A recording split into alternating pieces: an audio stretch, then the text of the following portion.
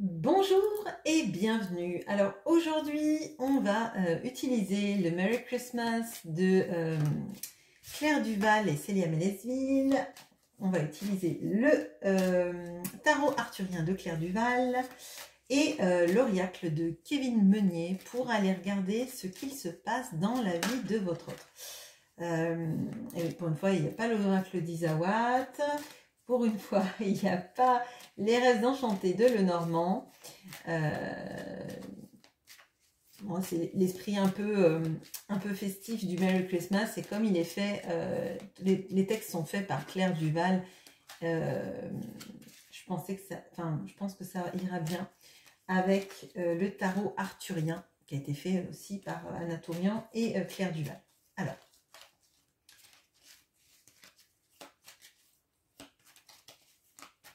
On va regarder ce qui se passe dans la vie de votre autre. Et pour regarder ce qui se passe dans la vie de votre autre, le significateur, ça sera l'écharpe rouge. C'est manteau marron, écharpe rouge. Sachant qu'il y a un autre significateur masculin, presque asexué du coup, d'une écharpe verte.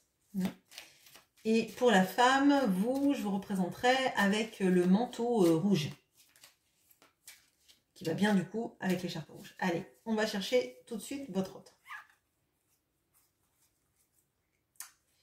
Okay, je viens de vous voir vous, mais c'est pas le but. Écharpe verte. Alors, qu'est-ce qui se passe dans la vie d'écharpe rouge?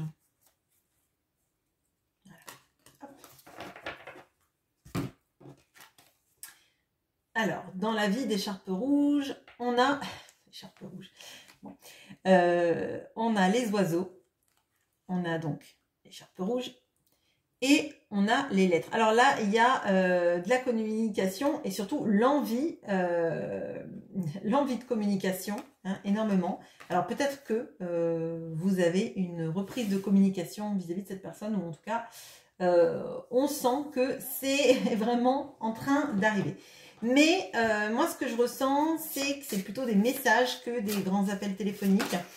Là, on a quelqu'un qui a envie de le faire, mais qui a envie de prendre son temps pour le faire de la bonne manière. Quelqu'un qui a plutôt peur des appels téléphoniques, parce que quand on écrit un message, on a le temps de réfléchir au message qu'on envoie. On a le temps de modifier, alors que quand on a dit les choses, et quand on a dit des fois des choses un peu plus grosses que nous, ou un petit peu piquantes, etc., c'est un peu dur après de dire c'est pas ce que je voulais dire. Oui, mais c'est ce que tu as dit. Bon, ok. Ouais, on a le 10 d'épée. On a quelqu'un là qui est fatigué et avec le mental qui joue beaucoup. Donc, pour moi, on a quelqu'un qui a envie de reprendre une communication avec vous. Ça, c'est très certain. Mais de la bonne manière. Et peut-être même quelqu'un qui n'a pas la force de grandes joutes verbales. Vous voyez, donc les messages, ça va bien parce que ça permet d'avoir chacun sa petite zone de sécurité. Et puis on choisit quand on les envoie, quand c'est des appels, bon ben c'est un peu plus compliqué. Allez, qu'est-ce qu'on peut me dire justement dans ce qu'il se passe dans la vie de votre autre?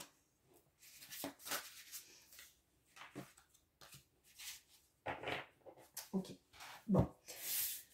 On a la reine de bâton, on a l'empereur et on a le 6 de coupe. Bon, alors là très clairement, effectivement, cette personne, cette personne, elle pense beaucoup à vous. Elle a beaucoup de souvenirs de vous. Encore plus si ça fait très longtemps que vous vous connaissez, qu'il y a eu des hauts et des bas dans votre relation. Donc le 6 de coupe, ça peut nous parler d'un amour de jeunesse, ça peut nous parler d'une histoire qui dure depuis longtemps. Ça peut même nous parler d'un lien très très fort, hein, entre vous. Là, ce 6 de coupe, il est symbolisé par une mère et son enfant. Mais en l'occurrence, c'est vraiment peut-être même, oui, des histoires... comme je vous ai dit, d'amour de jeunesse, d'adolescence, vous voyez, peut-être même pour certains que vous vous êtes rencontrés quand vous étiez enfant, que vous êtes perdu de vue, que vous êtes retrouvés, vous voyez ce genre de schéma-là. Hein. Alors, ça ne peut pas forcément parler à tout le monde, mais on a cette notion-là. Hein. On a la reine de bâton qui tourne le dos à l'empereur et elle est plutôt en train de... tournez vers le passé. Hein. Moi, je pense que il y a eu quelque chose dans vos échanges en termes de dialogue, hein, ou au téléphone, etc. Des choses qui ont été compliquées à gérer et qui font que cette personne, elle ose plus trop communiquer avec vous par l'intermédiaire des appels téléphoniques, hein, mais plutôt par message. Elle en a envie et c'est comme s'il y avait ce lien qui vous liait tous les deux. Alors peut-être que elle relit vos messages aussi, que elle a des vieilles lettres de vous ou que vous avez des vieilles lettres d'elle, etc. Et elle s'interroge. Alors là, j'ai ce message-là. Elle s'interroge sur les messages qu'elle vous a envoyés autrefois. Si par exemple, c'est un amour notamment de jeunesse et que vous êtes écrit dans le temps, enfin dans le temps, il y a de ça. Qu'est-ce que j'ai mis dans mes lettres? Quelle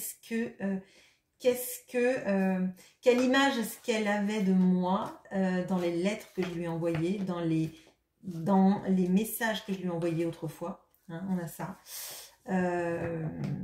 Bon, ça c'est un message que j'ai là. Bon, on a quelqu'un qui essaye de reprendre du pouvoir, hein, dans sa vie.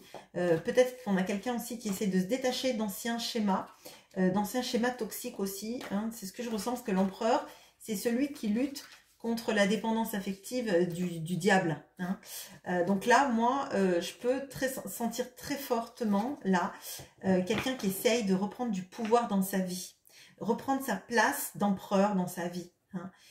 Peut-être aussi pour rattraper cette reine de bâton, à mon sens, que vous incarnez, parce qu'elle est tournée, là, dans le passé, il y a quelque chose. Hein. Retrouver l'amour, alors j'allais dire l'amour de jeunesse encore, donc il y a quelque chose de fort là-dedans, hein, ça ne parlera pas forcément à tout le monde, mais en tout cas si c'est pas l'amour de jeunesse, il y a une notion de se connaître depuis longtemps, ou d'avoir ce sentiment qu'on se connaît depuis longtemps aussi, hein. Donc peut-être que là, il y a des histoires de personnes qui se sont peut-être connues dans une autre vie, en tout cas si vous croyez en cela, et d'avoir, de surtout pas perdre ce lien en fait. Bon. Qu'est-ce qu'on peut me dire d'autre sur notre empereur, là, l'homme à l'écharpe rouge, enfin celui qui essaye de redevenir l'empereur de sa vie?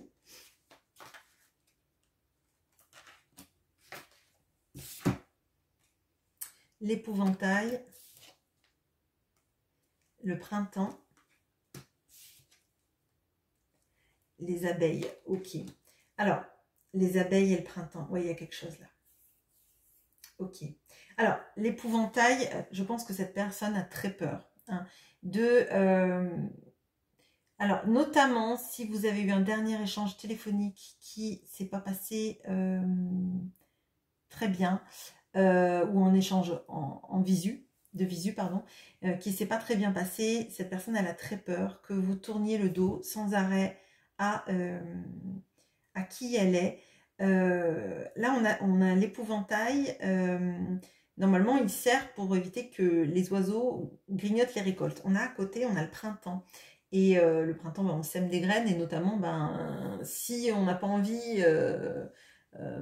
si on n'a pas envie que les oiseaux les mangent, c'est bien d'avoir un épouvantail. Mais là, ça lui fait peur, en fait. Il y a quelque chose sur le contrôle que cette personne n'a pas eu sur sa vie, sur les dialogues que vous avez pu avoir qui ont mal fini, les choses peut-être aussi qu'elle n'a pas avouées aussi vis-à-vis de vous, qu'elle a laissé traîner, qu'elle a laissé filer, qui ont créé des sortes de quiproquos dans votre relation, et peut-être cette sensation que vous ne comptez pas dans sa vie. Alors, ça peut être matérialisé par une absence totale de place qu'elle a fait dans sa vie pour vous, hein, mais qui visiblement n'est pas une absence de sentiment. Bon. Avec l'abeille et les fleurs, moi j'ai l'impression que cette personne, elle a besoin d'un renouveau dans votre vie. Hein, c'est ça, dans la vie entre vous, hein, il y a quelque chose, mais elle sait qu'elle ne peut pas être passive, parce qu'avec les abeilles sont travailleuses, hein, elles vont butiner plein de fleurs, elles passent leur vie à butiner des fleurs, elles passent leur vie à travailler et pas à s'amuser, je dirais, d'accord. Alors, autre message là que j'ai les oiseaux, et ces oiseaux-là sont un peu frigorifiés, vous voyez, et là, c'est des oiseaux encore qui font peur. L'épouvantail fait peur, mais il ne fait pas peur aux oiseaux. Il nous fait peur à nous. Là, je pense que vraiment, cette personne, elle a eu peut-être une communication froide vis-à-vis de vous, ou en tout cas qu'elle n'a même pas répondu à vos appels, ou qu'elle a dit des choses blessantes, hein, verbalement, je dirais, ou qu'elle n'a pas dit tout ce qu'elle avait sur le cœur. Elle a été froide, vous voyez, et du coup, vous avez préféré vous réchauffer, peut-être toute seule, en lui tournant le dos. Hein, on voit le feu de cheminée, le besoin de chaleur. C'est un besoin de chaleur que vous avez. Hein. Je pense que vous êtes quelqu'un de chaleureux, et cette personne-là, elle a pas... Excusez-moi, je vois les flammes de l'empereur. Ouais. En fait, cette personne, elle a fui. Elle a fui ce qui réchauffe le cœur. Elle s'est cantonnée à ses vieux schémas, on va dire. Et elle a besoin, en fait, d'être quelqu'un de totalement ancré, vous voyez, avec et d'être dans cette même énergie que vous. Lutter contre la toxicité de sa vie, mais surtout travailler dans la relation. Ok, bon, je vais bouger ça. On va aller regarder, vous, dans son cœur, vous en êtes où? Vous en êtes où dans le cœur de cette personne? Parce que là, on a vu cette reine de bâton, etc. Mais, et on a vu qu'elle a envie de reprendre le pouvoir sur sa vie. Mais j'aimerais bien savoir où ça en est pour vous, là. Alors, on va chercher le manteau rouge. Ah. Ok. Ouais. Bon, je vais prendre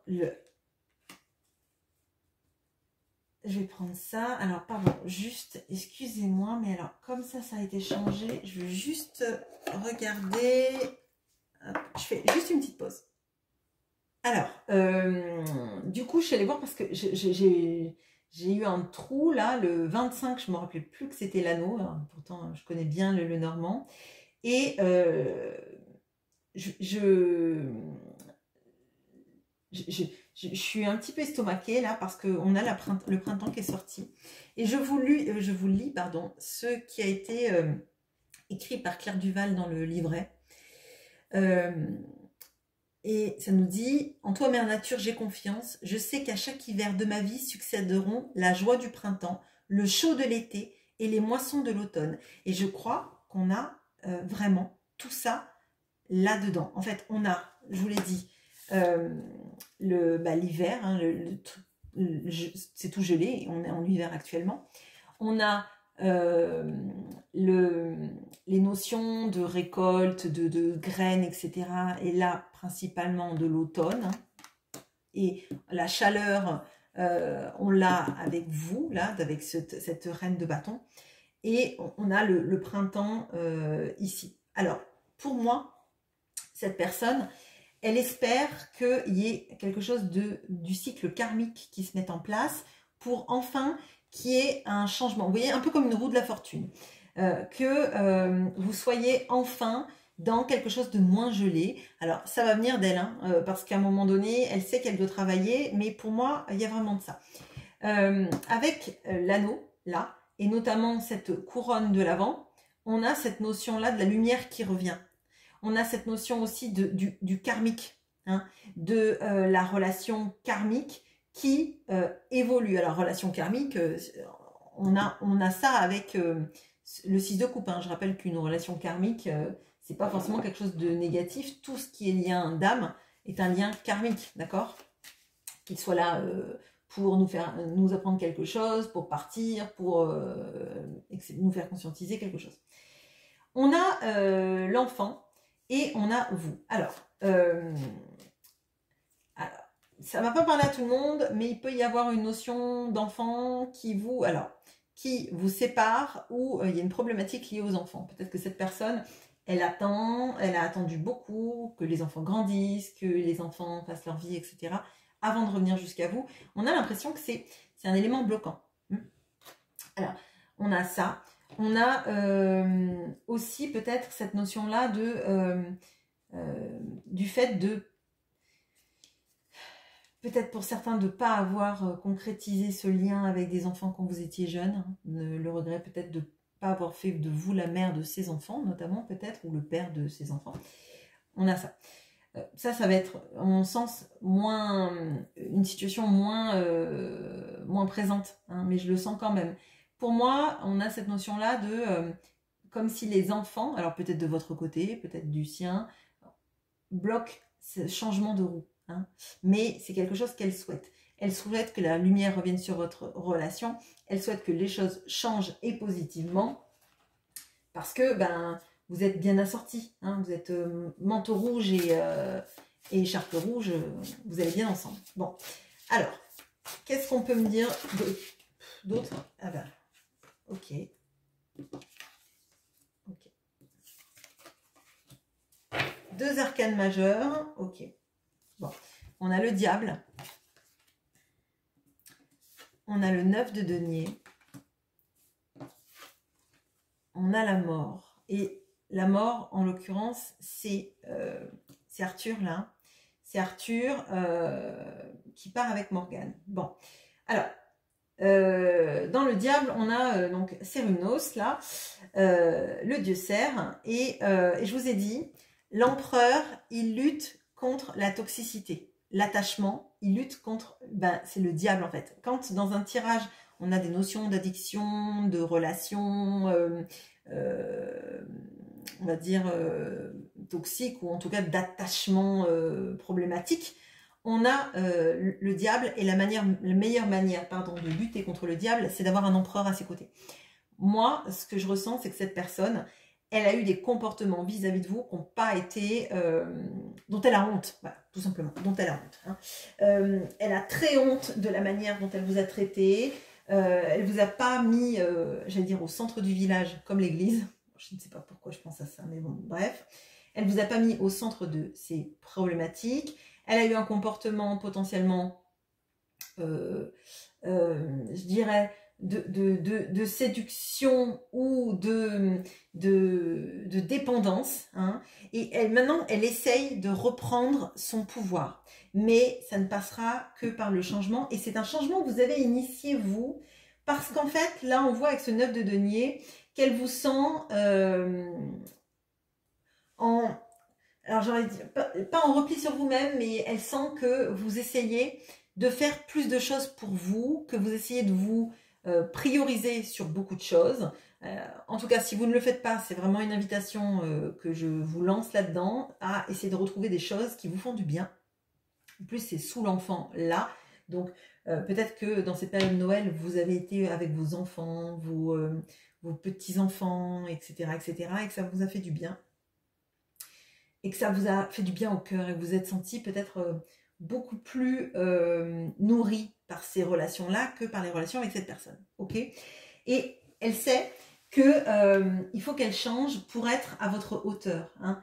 Parce qu'avec la mort, on a ça, c'est le retour à Avalon en l'occurrence, mais on a cette notion-là de transformation, du cycle encore, de la vie et de la mort, mais en l'occurrence c'est la mort et la renaissance, hein, clairement. Et on a cette notion-là aussi avec le solstice d'hiver. Hein. Et avec la couronne de l'Avent, je vous ai dit, il y a une notion de karma et de cycle. Hein. Je pense que cette personne, c'est comme si vous aviez vécu un éternel hiver. L'éternel hiver, ça me fait penser, moi, à la comédie musicale écrite par Linda Lemay. Voilà. Bon, je ne sais pas pourquoi je vous dis ça, mais parce que... Ouais, bon, pour votre culture musicale, si vous ne connaissez pas. Bon, bref. Ok. Bon, alors, on a le télescope. On a le denier qui en l'occurrence est un phénix. Et le stop. Et le phénix, c'est la renaissance. Hein. On brûle pour renaître. On a cette notion-là de la reine de bâton. On n'est pas n'importe qui si on veut vivre avec la reine de bâton. Et en plus, on a un oiseau là, encore en dessous. Mais là, ce sont des oiseaux positifs de votre côté, en fait. Ce n'est pas les oiseaux de lui avec la communication qui nous fait peur et qu'on a mal... ça fait peur peut-être aussi de dévoiler ses sentiments. Et vous, ce sont des oiseaux qui... il y a le faucon, il y a le phénix. On a cette notion-là de la transcendance. On a cette notion-là aussi de bien voir les situations et de les appréhender correctement. Et d'ailleurs, on a le télescope. Cette personne, elle observe comment vous êtes, ce que vous faites, comment vous vivez votre vie et comment vous arrivez à surmonter vos challenges de vie. Et ça lui donne en fait les armes pour essayer d'être une meilleure personne. Parce que là, elle a honte de la manière dont elle vous a traité. Et pour moi, il y a quelque chose à apprendre. Hein. On passe pas par la mort sans être bouleversé, sans être changé profondément dans toutes les parcelles de notre corps. Et elle sait que si elle ne change pas, c'est un stop. C'est un stop définitif à votre lien, c'est un stop définitif à cette relation et c'est un stop définitif à ces allers-retours. Moi, c'est ce que je ressens. Là, il y a un ras-le-bol de la foi de trop, quoi. Le silence de trop, le comportement toxique de trop, et le fait de se dire que si cette personne, elle fait jamais rien, qu'elle attend tout, que tout lui tombe cuit dans le bec, pardon. Ah, je sais pas pourquoi à chaque fois c'est cru dans le bec, mais bon, c'est cuit dans le bec. Si elle a tendance en fait à être comme, j'allais dire le coucou, celui qui pond ses œufs pour que les autres élèvent son enfant et ça marche pas en fait, ça marche plus avec vous en tout cas. Là il y a quelque chose d'observer la voie des étoiles, d'observer les messages. Alors peut-être qu'elle relie les messages que vous avez eus entre vous en voyant en fait quels étaient les messages qui vous faisaient répondre, j'allais dire, d'une manière douce, d'une manière enjouée, etc. Vous voyez, comme pour essayer de vous ramener sur des terrains dans lesquels, en fait, vous aviez une communication équilibrée, douce, et dans laquelle, en fait, elle se sentait bien et accueillie. Bon, voilà ce que j'ai pour vous. Je ne vais pas aller plus loin pour aujourd'hui. Je vous souhaite une très bonne journée. À bientôt.